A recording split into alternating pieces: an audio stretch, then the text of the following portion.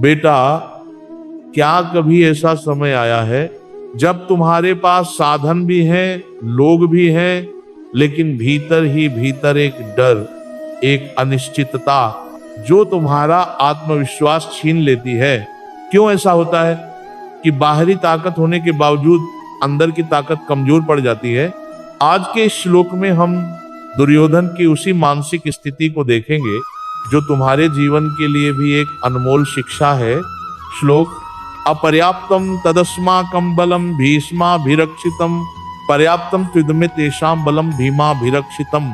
अर्थ: हमारी ओर से भीष्म द्वारा रक्षित विशाल सेना होते हुए भी मेरे लिए वह पर्याप्त नहीं है, लेकिन पांडवों की ओर से भीम द्वारा रक्षित सेना मेरे लिए पर्याप्त है। जीवन परिवर्तनकारी शिक्षाएं। बाहरी ताकत होने से आत्मविश्वास नहीं आता। सोचो बेटा, तुम्हारे पास पैसा है, अवसर है, लोग हैं, फिर भी मन में डर क्यों है?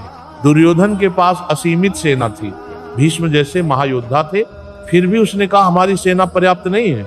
ये हमें सिखाता है बाहरी शक्ति चाहे कितनी भी हो, अगर अंदर विश्वास नहीं है तो जीत की संभावना घट जाती है।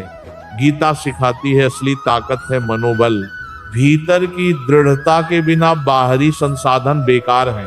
ताकत की माप संख्या से नहीं, एकता से होती है। बेटा, क्या तुम मानते हो कि बड़ी टीम मतलब पक्की जीत? दुर्योधन की सेना बड़ी थी, लेकिन उसमें एकता की कमी थी।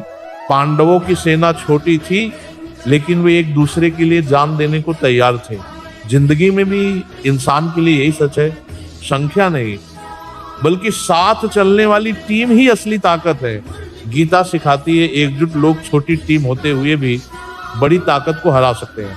नेता पर विश्वास ही टीम की ताकत बढ़ाता है। क्या तुम अपने नेता पर पूरा भरोसा करते हो? दुर्योधन भीष्म के शौर्य को जानता था, फिर भी उसके शब्दों में अनिश्चितता थी, लेकिन पांडवों ने भीम पर अटूट विश्वास रखा। यही भरोसा उनकी छोटी सेना को भी पर्याप्त बना रहा है। गीता सिखाती है जो नेता प्रेरित करता है उसके अनुयायी असंभव को भी संभव कर देते हैं। डर की मौजूदगी रणनीति तोड़ देती है।